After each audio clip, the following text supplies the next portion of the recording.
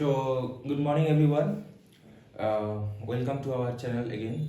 So আজকে আমরা gravitation নিয়ে কথা বলবো। গ্র্যাভিটেশন কি না, এই মহাবিশ্বে যে কোনো দুটি বস্তু যারই মাস আছে তারা একে অপরকে একটি সরলরেখা বরাবর তারা একে অপরকে আকর্ষণ করে।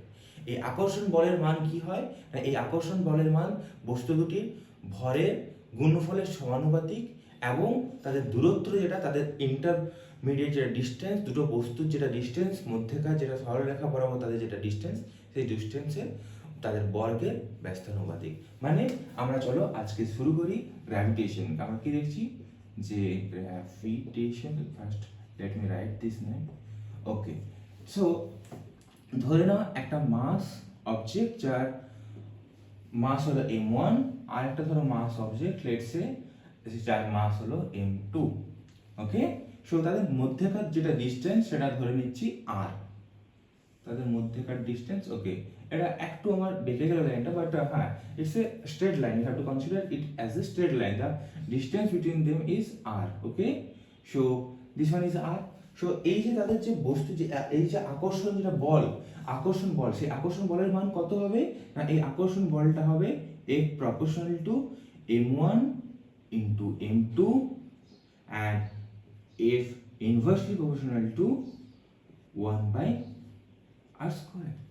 সো বেসিক্যালি এই দুটো ইকুয়েশনে যদি আমরা কম্বিনেশন করি, দুটো যদি কন্ডিশন আমরা কম্বিনেশন করি, তাহলে আমরা কি পাবো যে F যেটা আকর্ষণ বলের মান F proportional to m1 m2 m1 m2 divided by r square.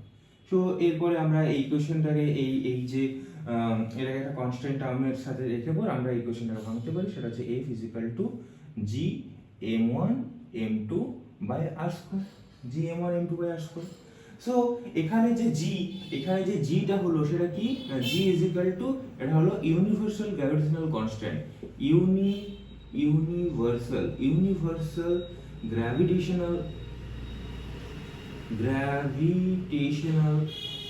gravitational constant. So এখানে ইউনিভার্সাল কথাটা এলো কেন? ইউনিভার্সাল কথাটার কারণ হচ্ছে এর যেটা মান এই কনস্ট্যান্ট, এই ধ্রুবকের যেটা মান সেটা সর্বোচ্চ সমস্ত সিস্টেমের ক্ষেত্রে এটা সমান থাকবে, সমস্ত রুলসের ক্ষেত্রে সমান থাকবে, whether it's Newtonian mechanics, whether it's classical mechanics, whether it's Lagrangian mechanics.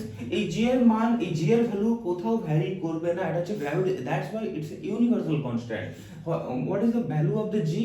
জি এর আমরা মান যেটা দেখবো, জি ক্যাপিটাল জি এর যেটা মান সেটা আমরা কত দেখবো না 6.67 ইনটু 10 টু দি পাওয়ার -11।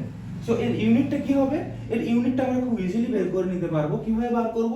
যেহেতু আমরা জানি F is equal to G into M1 into M2 divided by R square. So এখান থেকে আমরা G এর যেটা ইউনিট সেটা খুব ইজিলি বের করে নিতে পারবো। সো সেটা হচ্ছে কত না F into R square divided by M1 into M2. So F এর ইউনিট কত? F এর ইউনিট আমরা জানি সেটা হচ্ছে নিউটন, R স্কয়ার মানে হচ্ছে লেন্থ, লেন্থের ইউনিট কি সেটা মিটার, আর যেহেতু R স্কয়ার আছে তাহলে মিটার স্কয়ার হবে। And M1 into M2, M1 হচ্ছে ভর, সো আমরা এখানে কি দেখব যেটা কেজি, আমরা ইউনিট দেখি তাহলে এটা কি হবে কেজি স্কয়ার। সো আমরা লিখতে পারি কি যে newton metre square into KG to the power -2।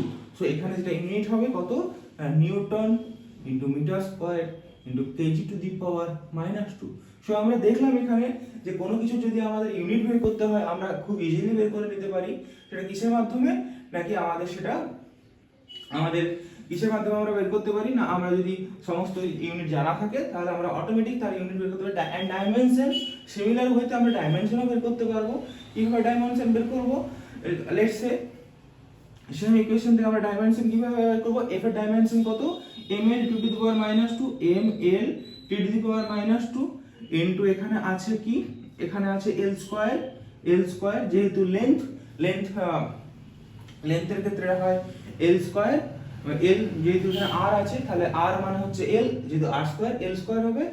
And আমার m আছে না, সো m1 এন্ড m2 আছে, যেহেতু এটা ইনভার্সলি আছে সো এটা কি হবে না m টু দি পাওয়ার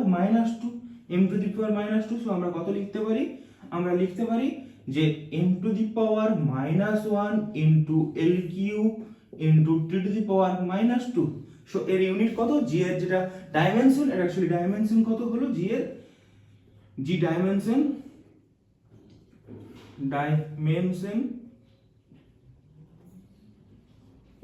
কত না m two the power -1 into l cube into t two the power -2।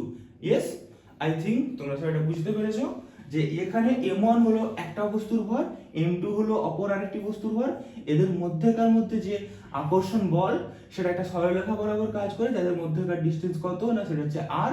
আমরা দেখছি সেটা কিসের উপর ডিপেন্ড করে, যে এটা 1/r²। তাহলে আমরা কি দেখবো, এই f এর ভ্যালুটা কখন বেশি হবে, যখন m1 m2 এর ভ্যালুটা বেশি হবে।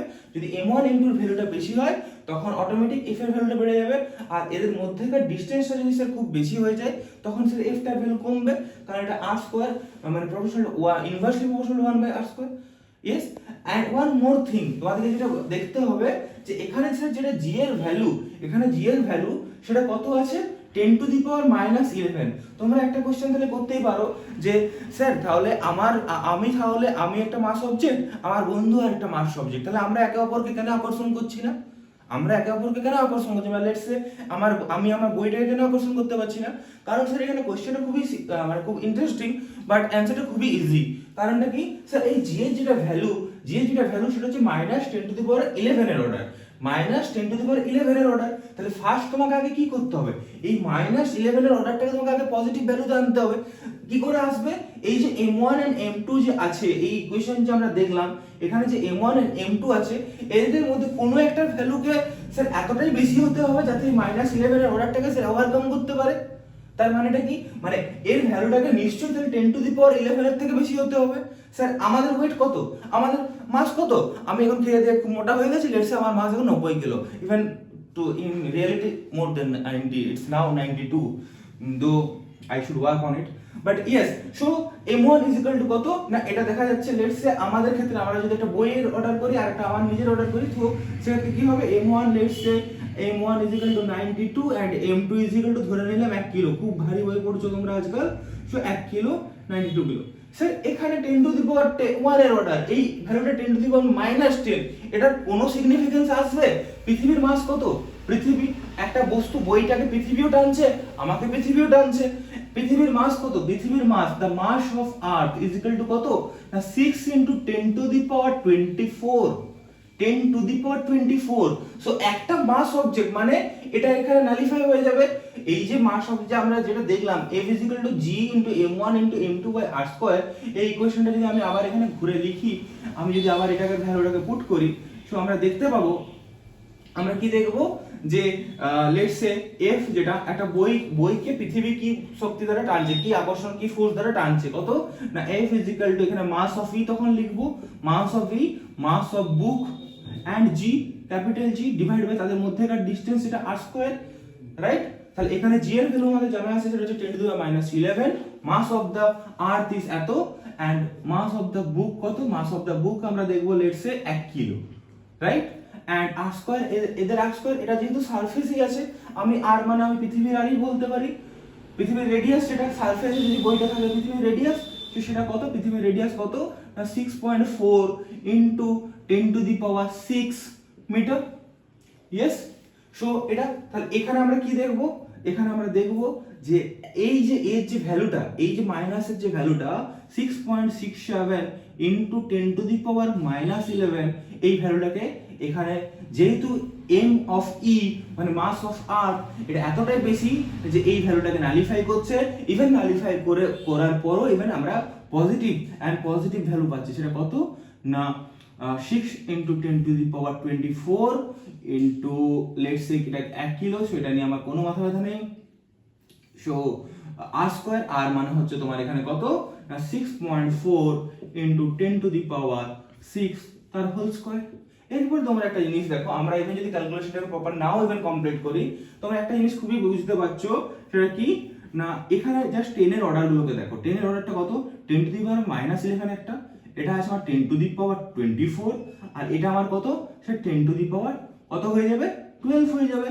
ইয়েস এর নো, তাহলে এই 10 টু দি পাওয়ার 12টা আমার উপরে আসবে, তখন কত হবে না 10 to the power -11 into 10 to the power 24 into 10 to the power -12। এরপর দেখে নাও তাহলে এখানে -12 -11 তার মানে কত -23 আর আমার আরেকটা কত পজিটিভ ভ্যালুটা কত 10^23 তার মানে নিয়ার অ্যাবাউট অ্যাপ্রক্সিমেশন আমার ভ্যালুটা কত 10 হ্যাঁ কি না অ্যাপ্রক্সিমেশন লেটস সে এটা কত না 10^1